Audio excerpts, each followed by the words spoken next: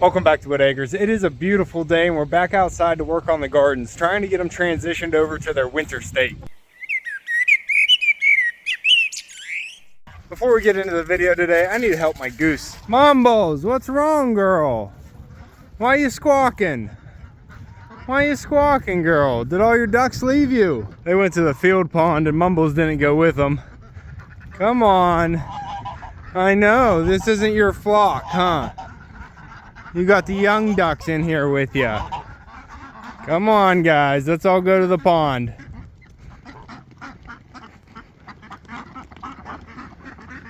Follow that flock. You can hang out with these ducks for a little bit until you find your ducks. Come here. You can't move that fast, pup. Go out the gate, ducks. Take Rita along with you. She's ready to play. Blythe, come on. These younger ducks are so fast. They just always want to go any direction, and it's never the right direction. There you go, Mumbles. Get with them. You're gonna have to turn around. It's a long way to the pond, but you're all good now. You can make it. Some of these, Echo, here. Some of these ducks fly. Look at that. That one got far. Good, and waddle on over there. There you go. You'll make it. One step at a time, Mumbles. There's your family, Mumbles. There we go. Got all the ducks in the pond now.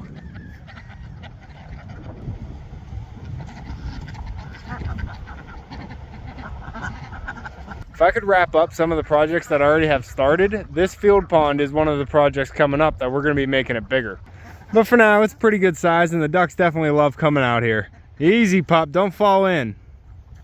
There's still a lot of work to do on the homestead, though, to get the gates on the front of this pasture so I don't have to walk the ducks all the way around. But if you want to see all the animals, the work, and the progress up on the homestead, make sure to subscribe to my other channel in the description down below, Whitt Acres Homestead. So we've had our killing frost already, and we've even had a blanket of snow one morning on the ground, so everything that's gonna die from the freeze has already died back.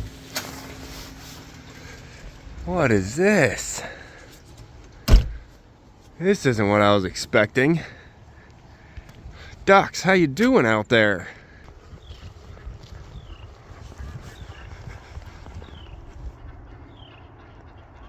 How you doing, ducks? Did y'all make it through? Still warm?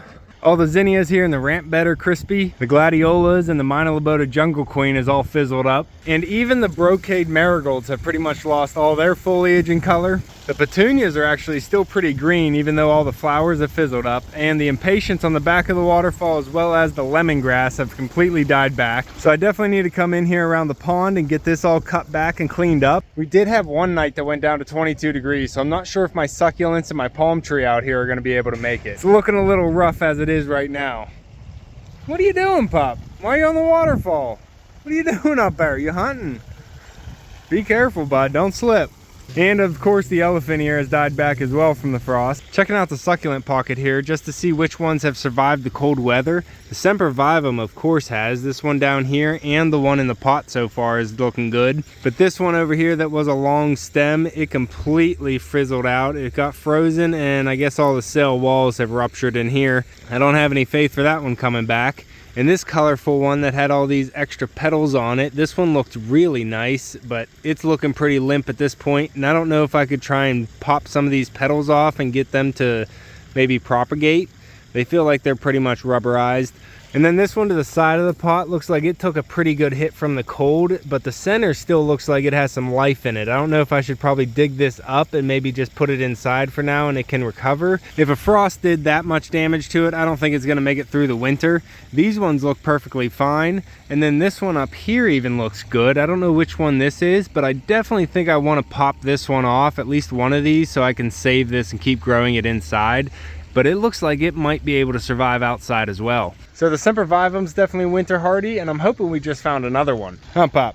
And on the back side of the pond, we also have some dahlias that are gonna need dug up. I have a bunch down in the cut flower garden as well we're gonna be digging up. And we're supposed to get a stretch of nice weather, so I'm hoping to get a lot of this done. If you remember one of my older videos when we made this hummingbird bath with a Papo soap pump in it, I don't remember ever seeing a hummingbird use it, but this Papo soap pump has been working a lot better than I thought it was gonna do. It didn't start out great, but I haven't changed that filter in there at all, and this thing is still pumping water. This is solar powered, so we have the panel on the back side here. They did send that to me free to try it out, and I think it is worth getting if you have a bird bath you want to just put a little spout of water into. It will attract the birds a lot better than just a plain body of water. There is a lot of work to do on the pond bank up there, but what I'd really like to get into is getting the vegetable garden cleaned up. A lot down here needs cut back and just thrown into the compost so I can get these raised beds cleared out, get the pathways all cleared out, get the weed whacking done all through the garden there. And then I want to come through with all the fallen leaves that are down right now and completely cover all the beds, get them all tucked in for winter, and then even possibly come in here with some buckets of compost and get the pumpkin patch all set up for next year as well. So I think this is going to end up being more than one video. I'd really like to come in, just do a whole vegetable garden cleanup and get it all ready, and then that's it. But I don't think that's going to be that quickly done. I am going to be plugging away at this, trying to get this done, as well as working on the homestead and getting videos edited. So I'm trying to give you an overall idea of what I'm trying to get done here, so whenever I'm plugging away at the different areas, you can follow along. And I think step one down here is going to be clean out all the raised beds completely. We have all the leaves falling off the trees right now, so I want to be able to utilize those, get those raked up and get them mulched over my raised beds. This big maple's almost out of leaves completely. That's okay, because not all the maples lose their leaves at the same time.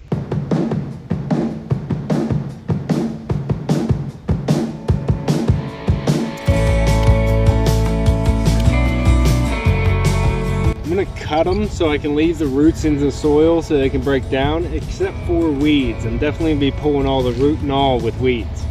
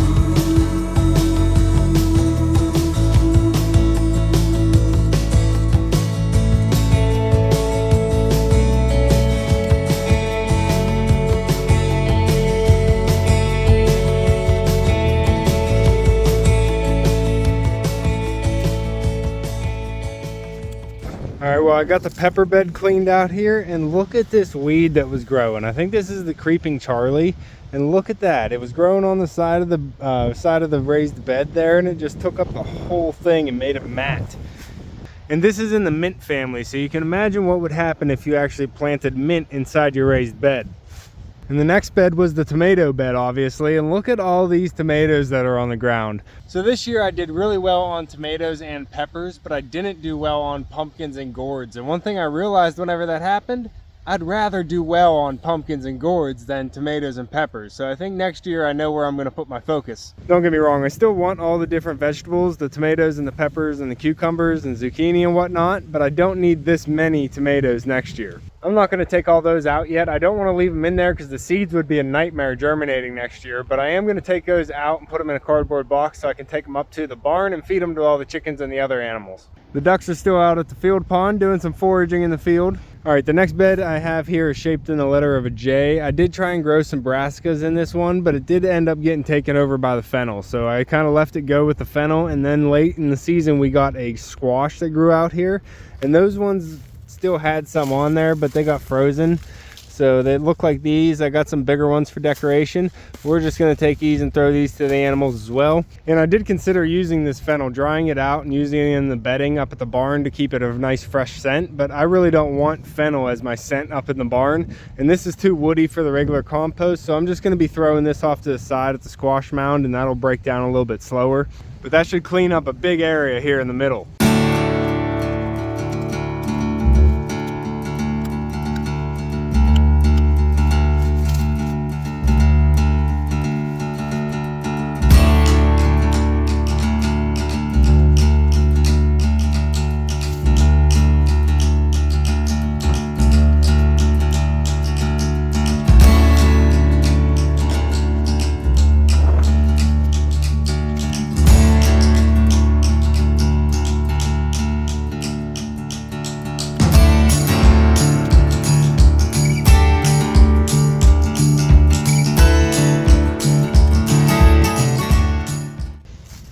Oh, hey, you stopped recording there. My dad called me and it cut the camera off. I was able to answer it from my watch. AnyLoop actually just sent me this smartwatch to try out. It has a lot of different things that it does, but I'm just trying it out for now, so maybe I'll talk about it later. But it was nice to be able to answer the phone call on the watch, and he said he was able to hear me pretty well. So I'm gonna keep trying it out, and then we might be able to talk about it later. Look at all the ducks.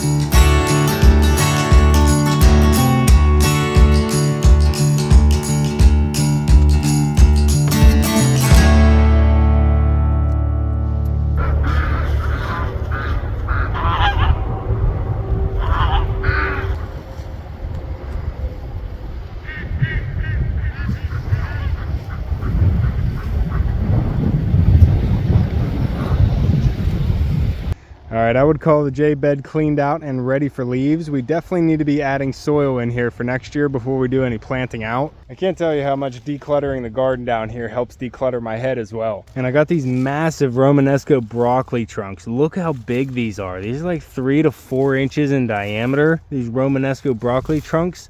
And I'm gonna be able to feed some of these green leaves to Mumbles. So I'm gonna take these up for the ducks and Mumbles, the goose. And I need to get a box so I can grab everything else down here and take it up to the animals. I'm not going to do a full clean out on this bed because it is growing kale and Swiss chard, and that's going to grow throughout the winter. And I'll be able to take from this so I can still give the ducks and Mumbles and the chickens some fresh greens whenever I can. I did pull out a lot of the weeds around the base of them, and I am going to pull out this brocade marigold.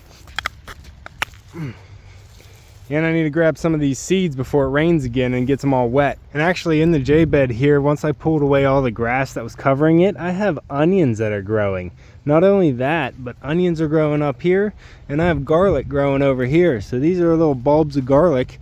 I popped these out of the ground, so I might be able to get these back in and get them planted right now in the fall, and then they'll be able to grow out for next year.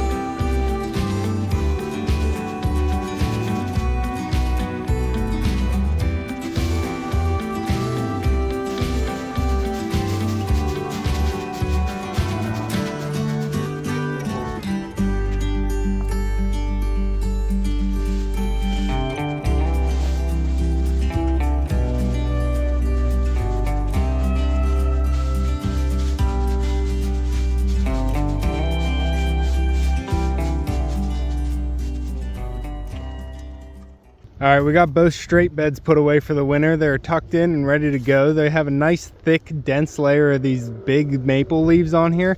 I used the red maple leaves for two reasons.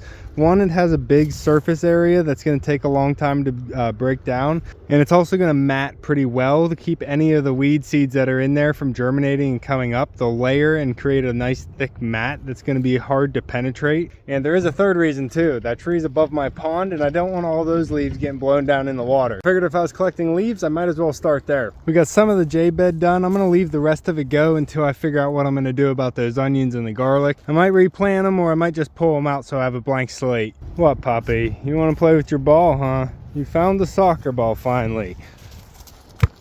Now I don't have to kick a cube. I have all the food here that I'm going to be taking up to the animals. That's a pretty good load for just having leftover food in the garden. All right, I just carried all the food up here and Mumbles watched me the whole way. Hey, Mumbles. She saw the big patch of green I was carrying up, and I know she wants first dibs. Here, Mumbles. I know what you were looking for. There you go, girl. Grab a bucket of tomatoes for everybody else.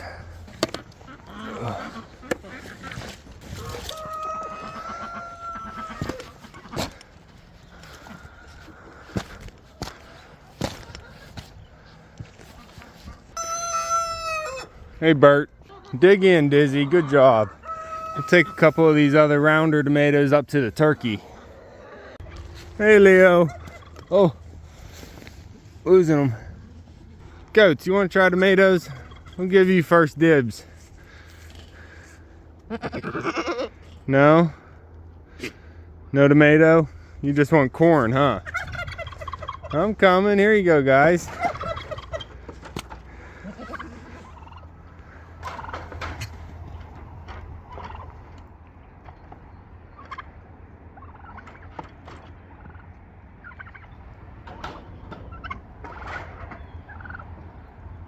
There you go. Turkey are liking the tomato.